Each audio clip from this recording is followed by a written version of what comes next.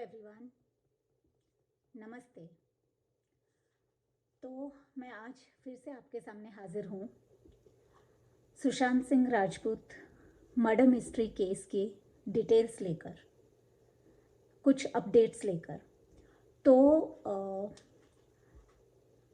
कई लोगों ने मुझसे कहा कि मैं इस पर वीडियोस कंटिन्यूअसली बनाते रहूं।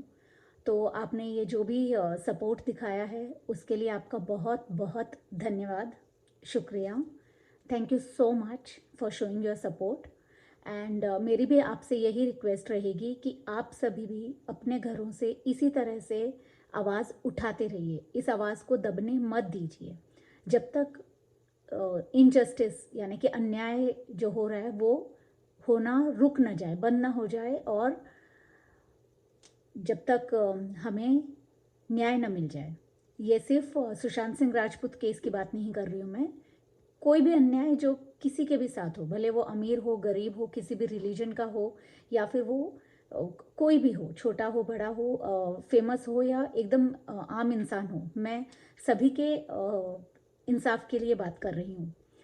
तो जैसे कि आप सब लोगों को, अगर आपने न्यूज़ देखी हैं तो आपको पता है कि रिया जो है, रिया चक्रवर्ती, वो ईडी के ऑफिस में पहुंच चुकी है।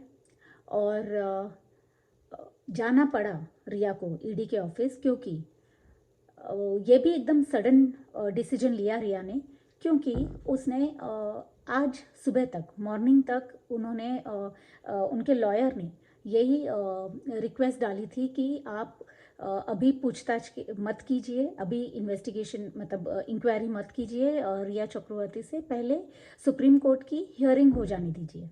लेकिन ईडी ने बहुत ही सख्त होते हुए बहुत ही कड़ी प्रतिक्रिया दी है, बहुत ही सख्त उन्होंने सख्ती दिखाई है। और उन्होंने कहा कि अगर आप आज नहीं आती हैं तो आपको एब्सेंट मार्क करके हम आपको सेकंड समन भेजेंगे। और रिया चक्रवर्ती ने इसी में अपनी भलाई समझी, क्योंकि उसे अच्छे से पता होगा कि अगर वो सेकंड समन में मतलब जाती है तो एक तो ये उसके ऊपर और उसके केस के ऊपर बहुत ही नेगेटिव इफ़ेक्ट पड़ेगा। और ये कि अगर वो सेकंड में भी अगर नहीं गई तो फिर उसके लिए अनबेलेबल वारंट जारी हो जाता, जो उसे डेफिनेटली ये तो नहीं चाहिए था। तो वो वहाँ पर पहुँची है। और ये कि जो रिया चक्रवर्ती का आईटीआर, इनकम टैक्स रिटर्न, जो 2018 और 2019 का है, उसमें रिया की टोटल इनकम 10 से 14 लाख है। ठीक है। तो जब से वो 2019 के अप्रैल से सुशांत की ज़िंदगी में आई, तब से उनके जो ये पिछले एक साल में जो उनके प्रॉपर्टीज़ में, उनके इनकम में, उनका बैंक बैलेंस इतना जो बढ़ गया, तो इसके लिए ईडी ने बुलाया है कि वो जो मनी ट्रेल है, जो मनी का जो एंगल है, वो क्या सुशांत के अकाउंट से डायरेक्टली रिया के अकाउंट में गए हैं या किसी और डमी अकाउंट में जाके फिर रिया के पास या रिया की फैमिली तक पहुँचे हैं। तो पहले मैं आपको कल का बता दूं कि कल सैमुअल मिरांडा, जो सुशांत के घर में हाउसकीपिंग का मैनेजर था, उसका बयान दर्ज हुआ था।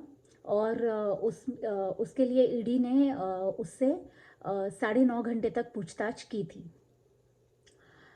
दूसरा ये कि श्रुति मोदी और जो कि मैनेजर रह चुकी हैं सुशांत की, लेकिन किस वजह से वो सिर्फ फरवरी तक थी, किस वजह से उन्हें निकाला, वो अभी तक जानकारी बाहर नहीं आई है।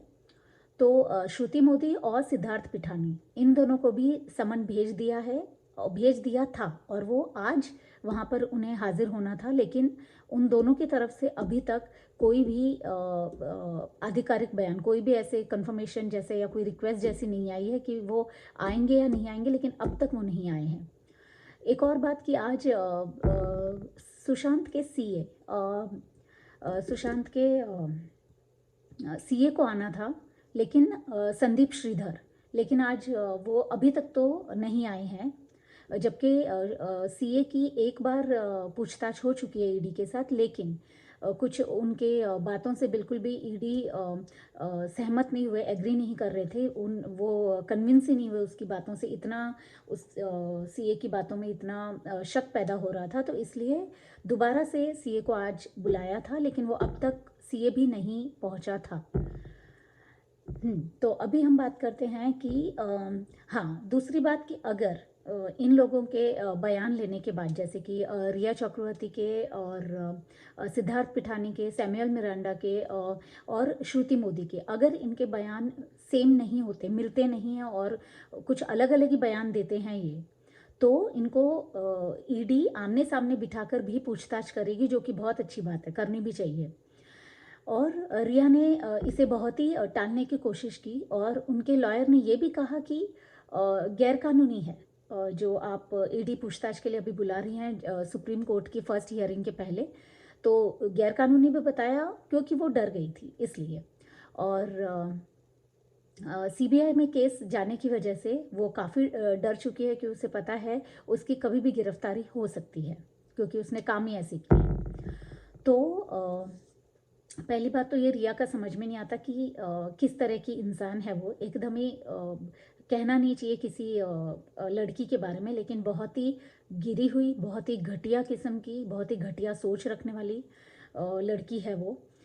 सिर्फ वो सुशांत की ज़िंदगी में आई थी सिर्फ उसे यूज़ करने, अपने फेमस होने के लिए, लीड रोल पाने के लिए, और उसके पैसों पे ऐश करने के लिए, उसके पैसे खर्च करने के लिए, भले वो मेकअप हो, शॉपिंग हो, या फिर प्रॉपर्टीज़ खरीदना हो, या कोई भी चीज़ हो, ठीक है। जबकि उसके भाई के ट्यूशन की फ़ीस भी सुशांत के अकाउंट से जाती थी, मतलब एकदम शर्म की बात है। तो बात करते हैं रिया के प्रॉपर्टीज़ की। तो एक प्रॉपर्टी तो है खार ईस्ट में, ठीक है, जो एक है खार वेस्ट में, ठीक है। मैं आपको ये प्रॉपर्टीज़ के डिटेल्स अच्छे से दूंगी पूरे। दूसरा है कि सुशांत के 4 बैंक अकाउंट थे, उनमें से 2 पर्सनल थे और 2 जो थे वो कंपनी के थे। तो एक जो है ये बात, जो प्रॉपर्टीज़ की मैं आपको थोड़ा डिटेल मैं अभी आपको दूंगी, पहले मैं थोड़ा सा बता दूं कहाँ कहाँ उसकी प्रॉपर्टीज़ हैं। खार ईस्ट में जो फ्लैट उसने बुक कराया है 2018 में, 2018 में। खार वेस्ट में, नवी मुंबई में, जुहू में जो प्रिमरोज़ बिल्डिंग जिसमें वो रेंट के फ्लैट में रहती थी, वो और उसकी फैमिली, और लोनावला में भी प्रॉपर्टी है। ऐसा जिक्र है, मतलब ऐसा कहा जा रहा है, और ये पक्की इन्फॉर्मेशन है, लेकिन उसके डिटेल्स अभी तक पूरे नहीं आए हैं हमारे पास। तो हाँ, ये बात की कंपनी सुशांत सिंह राजपूत की थी, तो एड्रेस भी सुशांत का ही होना चाहिए नॉर्मली जो होता है। लेकिन इसमें एकदम सोचने वाली बात यह है कि कंपनी पे रिया के एड्रेसेस क्यों थे? क्या उसने वैसे तो वो फोर्स ब्लैकमेल और सब कुछ करती थी, मैनिपुलेट भी करती थी सुशांत को, तो इसमें डेफिनेटली उसकी कोई बहुत ही बुरी मंशा, बहुत ही बुरा मोटिव रहा होगा रिया का, फॉर श्योर। तो एक और बात कि सीबीआई से रिया इतनी डर गई कि उसने यू टर्न ले लिया। रिया चक्रवर्ती ने ही 31 जुलाई को होम मिनिस्टर श्री अमित शाह जी से रिक्वेस्ट की थी कि प्लीज़ ये केस सीबीआई को दीजिए, मैं भी जानना चाहती हूँ कि सुशांत ने ऐसा स्टेप क्यों लिया। तो अब वो वहाँ से खुद सीबीआई मांग के, उसे तो खुश होना चाहिए कि सीबीआई को चला गया है, लेकिन वो बहुत ही दुखी है, डरी हुई है। ऑफ कोर्स होना भी चाहिए, काम ऐसे हैं उसके। तो अब उसने यू टर्न लेके ये कह दिया है कि ये जांच को मुंबई पुलिस अच्छी तरह से कर पाएगी। मैं मुंबई पुलिस पे ज़्यादा भरोसा करती हूँ। करोगी तुम तो भरोसा भाई, क्योंकि कवर अप पूरा सपोर्ट जो दे रही है मुंबई पुलिस, तुम्हें बचा जो रही है। तो ईडी ने जो बहुत ही सख्ती बताई, बरती, उसके लिए मैं बहुत ही ज़्यादा उनका आभार व्यक्त करती हूँ, बहुत ही अच्छी बात है।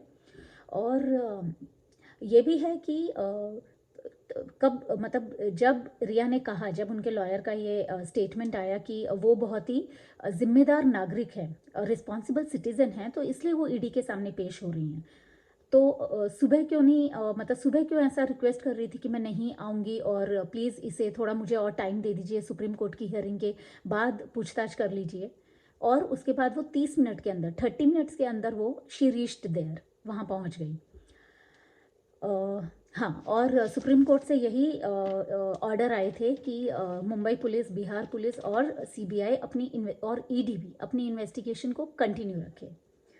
तो इसलिए जो उसे समन भेज के जो बुलाया गया पूछताछ के लिए, वो एकदम लीगल है, कहीं से भी इलीगल नहीं है। वो रिया चक्रवर्ती के लॉयर को ये समझ जाना चाहिए। दूसरा, सिद्धार्थ पिठानी को आने का आज समन दिया गया था, तो अभी तक तो उनके वहाँ सिद्धार्थ पिठानी के तरफ से कोई भी रिप्लाई या कोई भी रिस्पांस नहीं आया है। और सिद्धार्थ पिठानी शुरू से ही डाउट में है, शक के घेरे में है, उन पे बहुत ही स्ट्रांग शक जाता है, क्योंकि वो इतनी बार अपने बयान अलग अलग लोगों से बदलते रहते हैं। ठीक है, उनको नहीं पता घर में क्या हो रहा था। उनके सामने हमेशा बहुत ही सुशांत और रिया बहुत अच्छे से रहते थे, प्यार से रहते थे, कोई झगड़ा नहीं होता था। अगर झगड़ा होता होगा तो कमरे में होता होगा, लेकिन उसे कभी कोई आवाज़ें नहीं आई झगड़े की, ये उसका कहना है, जो कि वो झूठ बोल रहा है, हम सब जानते हैं। और ये सिद्धार्थ पिठानी क्या कभी मैं क्या कहा था उसने कि मैं सुशांत को प्राइवेट स्पेस, उसकी प्राइवेसी देता हूँ, यानी कि उसे पर्सनल स्पेस देता हूँ, मैं उससे कोई भी इस तरह के पर्सनल सवाल नहीं किया करता था। हमारा बहुत ही प्रोफेशनल रिश्ता था। ठीक है, आपका प्रोफेशनल रिश्ता था तुम्हारा, तुम उसे दवाइयाँ क्यों देते थे? खुद तुमने अपने मुंह से कहा है कि मैं 2 टैबलेट मॉर्निंग और 2 टैबलेट शाम को दिया करता था। क्यों देते थे? प्रोफेशनल रिश्ता है तो क्यों दवाई देते थे? नहीं देनी चाहिए थी। आप कैसे दे सकते हो किसी को दवाई? ऑफ कोर्स आपका पर्सनल रिश्ता था, आप सब कुछ जानते थे उस घर में क्या होता था। तो थोड़ा डरो।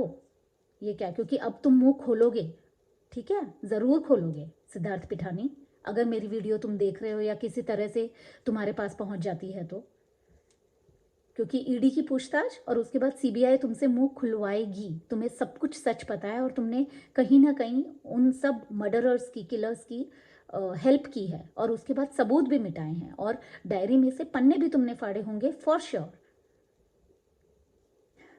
बौखलाए हुए हो तुम, ठीक है, इसलिए तुम इतना डर रहे हो और तुम्हारे स्टेटमेंट्स इतने बदल रहे हैं बार बार, क्योंकि झूठ बोलने वाले को याद करना पड़ता है कि मैंने क्या कहा था। ठीक है, सच बोलने वाले को याद नहीं रखना पड़ता, क्योंकि वो सच बोलता है बिना ऐसे सोचे, सिर्फ सच निकलता है उसके मुंह से, तो हमेशा सेम ही बोलेगा जो भी सच बोलेगा। लेकिन तुम सच नहीं बोल रहे सिद्धार्थ पिठानी, बुद्धा। ठीक है, तो हाँ, और एक चीज़, ये सैमुअल मिरांडा से मैंने आपको शायद बता दिया होगा कि 9.5 घंटे ईडी ने पूछताछ की थी। और या हाँ, और रिया चक्रवर्ती को ईडी ने समन जब किया था तो उसमें प्रॉपर लिख के कहा था कि प्रॉपर्टी के सारे पेपर्स और बैंक के सारे पेपर्स आप लेकर आइए, आना। तो होपफुली वो लेकर गई होगी, नहीं लेकर गई होगी तो फिर से वो शक के घेरे में, और उसके बारे में शक और गहराता जाएगा। ठीक है, अब ये हाँ, मैं आपसे कह रही थी कि जो कॉल रिकॉर्ड्स की बात सामने आई है कि लास्ट जो 8 जून से लेकर, जब रिया चक्रवर्ती सुशांत का घर छोड़ कर गई थी, तब से लेकर 13 जून तक सिर्फ एक ही बार बात हुई है रिया चक्रवर्ती की सुशांत से, और वो सिर्फ 147 सेकेंड्स, यानी कि 2.5 मिनट से भी कम, सिर्फ इतनी बात हुई है। और आप सबको जान के ये बहुत ही हैरानी होगी, क्योंकि जितनी शॉक्ड मैं हूँ कि आजकल, और वो भी इतना बड़ा स्टार, इतना बड़ा एक्टर होकर, सुशांत CDMA फ़ोन यूज़ करते थे। CDMA फ़ोन कीपैड वाला, जो आजकल कोई यूज़ नहीं करता, वो यूज़ करते थे। यानी कि आप सोच सकते हो, आप समझ सकते हो कि कितना ज़्यादा डरा हुआ था सुशांत, कितना उसे थ्रेट्स मिल रहे थे, उसे ब्लैकमेल किए जा रहा था, थ्रेट्स मिल रहे थे उसकी जान के लिए, और किस तरह से मतलब सुशांत ने वो लास्ट के कुछ दिन गुजारे होंगे, कितने थ्रेट के, डर के अंदर, डर के नीचे। तो हाँ, अब मैं आपसे थोड़ा सा शेयर कर देती हूँ। ईडी के क्वेश्चंस, वो क्या क्या क्वेश्चंस रिया से पूछने वाली है। तो एक तो ये पूछने वाली है कि रिया की और उसकी फैमिली की प्रॉपर्टी कितनी है, उसके फैमिली की चल और अचल संपत्ति टोटल, जिसमें गोल्ड भी आता है, आपकी प्रॉपर्टीज़ भी आती हैं, आपका कैश भी आता है, आपके इन्वेस्टमेंट्स भी आते हैं, आपके म्यूचुअल फंड्स, आपके इंश्योरेंस पॉलिसी, आपका सब कुछ पूरा डिटेल में संपत्ति कितनी है। ये कि खार ईस्ट की जो प्रॉपर्टी है उसमें जो उसने बैंक लोन लिया है उसका कौन से बैंक से लिया, कौन सा अमाउंट है, और वो सब। खार वेस्ट की जो प्रॉपर्टी है उसके डिटेल्स कि कब ली, कितने की ली, कैसे ली, कितना कैश दिया, कब मिलने वाली है, ये सारी चीज़ें। फिर जो भी प्रॉपर्टीज़ खरीदी उनकी बुकिंग्स और उनकी रजिस्ट्री कब हुई, और मोड ऑफ पेमेंट क्या था, और वो सोर्स क्या था, पेमेंट कहाँ से आया। और जुहू तारा रोड पे जो जिसमें वो रहती थी, प्रिमरोज की बिल्डिंग, उसके डिटेल्स, रेंट वगैरह और बाकी सब। और ये है कि नवी मुंबई से आगे, थोड़ा सा नवी मुंबई से आगे रायगढ़ के पास एक जगह है जिसका नाम है प्लेस उल्वे, उसका नाम है उल्वे। उस जगह पर फ्लैट लिया गया अभी, इस साल 2020 में, इस साल फ्लैट लिया गया, और वो फ्लैट है रिया के फादर के नाम, इंद्रजीत चक्रवर्ती के नाम। तो वो अभी लिए गया, तो उसके पैसे कहाँ से आए, कहाँ से आए, ऑफ कोर्स सुशांत के ही होंगे। फिर जो उल्वे का जो वो फ्लैट है उसके एड्रेस पे कितनी कंपनीज रजिस्टर्ड हैं, और उस एड्रेस पे क्यों रजिस्टर्ड हैं सुशांत की कंपनीज, ठीक है, बहुत इंपॉर्टेंट क्वेश्चन। और कंपनी जो है सुशांत की, उसमें रिया भी है डायरेक्टर, ओनर, और रिया का भाई शौविक चक्रवर्ती भी है। तो शौविक क्यों है, ऐसा उसने क्या किया कि उस कंपनी में वो डायरेक्टर की पोजीशन पे है। और सारे ही पैसे हमें तो लग रहा है सारे सुशांत के ही लगे हुए थे, क्योंकि रिया के पास पैसे हैं कहाँ, वो स्ट्रगलिंग एक्ट्रेस तो है, उसे एक मूवी करने के भी कुछ लाख भी मिलते होंगे या ये भी नहीं पता। तो जो पैसे हैं वो सिर्फ सुशांत के थे। तो आप दोनों उसमें डायरेक्टर क्यों हैं। चलो, अगर आप उसके साथ लिव इन में रहती थी तो आप डायरेक्टर हो, लेकिन आपका भाई डायरेक्टर क्यों है, क्यों है, नहीं होना चाहिए। तो वो, और फिर खार ईस्ट की जो प्रॉपर्टी है आपकी, उसकी बुकिंग कब हुई और रजिस्ट्री वगैरह कब हुई और क्या उसके डिटेल्स हैं वो। अब मैं आपको एक बात बता दूँ, ये प्रॉपर्टी वाली, कि जो उनकी प्रॉपर्टी है खार वेस्ट वाली, गोलीबार रोड पे, खार ईस्ट वाली गोलीबार रोड पे, वो है 322 स्क्वायर फीट, ठीक है, 322 स्क्वायर फीट, 1 BHK का फ्लैट है वो। और वो है जो एग्रीमेंट और स्टैम्प ड्यूटी और GST मिला के जो एग्रीमेंट कराया था 2018 के मई में, वो एग्रीमेंट था 2022 तक, लेकिन उसे वो पोजीशन मिलेगा 2023 के जनवरी में, ठीक है। जो रिया और रिया की माँ संध्या चक्रवर्ती के नाम पर है वो फ्लैट, जो खार ईस्ट में है, और वो ई विंग में 5th फ्लोर पर है, ठीक है। और इसका जो 45% पेमेंट है वो हो चुका है ऑलरेडी। और रिया चक्रवर्ती ने बैंक लोन लिया है HDFC से 55 लैक्स का, 55 लाख का, 55 लैक्स, जो बिल्डर के ऑफिस में जो मैनेजर था उन्होंने डिटेल्स दी हैं, ठीक है। उनका कहना है कि सुशांत के अकाउंट से कोई भी पेमेंट नहीं हुआ है, वो रिया के अकाउंट से हुआ था, और रिया के HDFC अकाउंट में उसने लोन लिया है 55 लाख का, 55 लैक्स का। तो अब ये कितनी इसमें सच्चाई है, वो पेपर्स और वो सब ईडी ज़रूर अच्छी तरह से देखेगी, और हमें ईडी से बहुत बहुत उम्मीदें हैं, CBI से बहुत ज़्यादा उम्मीदें हैं, बहुत ज़्यादा विश्वास है उन पर, भरोसा है उन पर, कि वो बहुत ही अच्छी तरह से इस केस की, सुशांत के मर्डर मिस्ट्री केस की जांच करेंगे, निष्पक्ष होगा, फेयर और ट्रांसपेरेंट इन्वेस्टिगेशन करेंगे। सो हम देखते हैं अभी आज के दिन काफ़ी डेवलपमेंट्स और काफ़ी न्यूज़ आएंगी, और जैसी मुझे कोई जानकारी मिलती है, इन्फॉर्मेशन मिलती है, मैं आपके सामने फिर आ जाऊंगी शेयर करने के लिए। आप प्लीज़ मुझे कोई भी आपके क्वेश्चंस हों, या फिर कोई आप मैं जितना मुझसे जानकारी हो सकती है, इन्फॉर्मेशन गैदर करने की, इकट्ठा करने की मैं कोशिश करती हूँ, और हमेशा मैं आपको सिर्फ जो सच है, जो ट्रूथ है, सिर्फ वो बताती हूँ। अगर मैं किसी चीज़ के लिए डाउटफुल हूँ, जैसे कि मेरी इससे पहले की वीडियो है जिसमें मैं उस फोटो को लेके डाउटफुल थी कि वो है कौन से ईयर की, और मैं अभी भी थोड़ी सी डाउटफुल हूँ। जो सूरज पंचोली के साथ वो लड़की है, वो सच में दिशा सालियन है या कोई और है, क्योंकि कई लोग ये दावा कर रहे हैं कि वो दिशा सालियन नहीं है, वो लड़की है जो अब्रॉड में रहती है और वो उनकी कोई चाइल्डहुड फ्रेंड है सूरज पंचोली की। तो इस बारे में मुझे कोई ऐसी एविडेंस के साथ कोई ऐसी जानकारी नहीं है। तो अगर मैं तभी आपके सामने कोई वीडियो बनाकर पेश करती हूँ, कोई बातें करती हूँ, जब मेरे पास उस चीज़ के एविडेंसेस हों, तभी ही। अदरवाइज़ मैं आपसे पूछ लेती हूँ अगर मैं किसी चीज़ के बारे में डाउटफुल हूँ।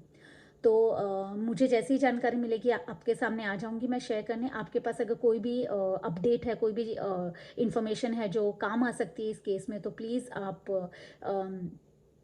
इश्करन जी और अर्नब जी से शेयर कर दीजिए। डॉक्टर स्वामी के ईमेल पे भेज दीजिए, वो सबसे बेस्ट होगा। डॉक्टर स्वामी, सुब्रमण्यम स्वामी जी को अगर आप भेजते हैं तो। और आप गलती से भी उसे मुंबई पुलिस के साथ शेयर मत कीजिएगा, ये रिक्वेस्ट है मेरी, ठीक है। तो आप जल्दी से कमेंट कीजिए और बताइए कि आपको मेरी वीडियो कैसी लगी और इसमें मैं कुछ और इम्प्रूवमेंट कर सकती हूँ। और दूसरी बात ये कि अगर आप अपडेट्स और जो सच है इस केस से रिलेटेड, अगर वो आप जानना चाहते हैं तो प्लीज़ आप सब्सक्राइब कीजिए और बेल आइकन पे प्रेस कीजिए, ताकि आपको नोटिफिकेशंस आएँ जब भी मेरी न्यू वीडियो आए। और आपके सपोर्ट के लिए बहुत बहुत शुक्रिया, बहुत बहुत धन्यवाद। Thank you so much. And इसी तरह से आवाज़ उठाते रहिए और हम चुप नहीं बैठेंगे। हम तब तक आवाज़ उठाते रहेंगे जब तक सुशांत सिंह राजपूत को न्याय नहीं मिल जाता, क्योंकि सुशांत सिंह राजपूत की जो आत्मा है वो अभी भी उन्हें शांति नहीं मिली है। वो हमसे किसी न किसी रूप में, किसी न किसी तरह से कम्युनिकेट करते रहती, बातें करने की कोशिश करते रहती है। हमें मैसेजेस थ्रू नेचर, हमें जो कायनात होती है, हमें मैसेजेस ज़रूर सेंड करती है। तो प्लीज़ आप मेरी वीडियो को लाइक कीजिए और सब्सक्राइब कीजिए। और मैं फिर से आपके सामने जल्द ही हाजिर होंगी आज के अपडेट्स लेकर कि ईडी के ऑफिस में क्या हुआ, ठीक है। नमस्ते, थैंक यू सो मच।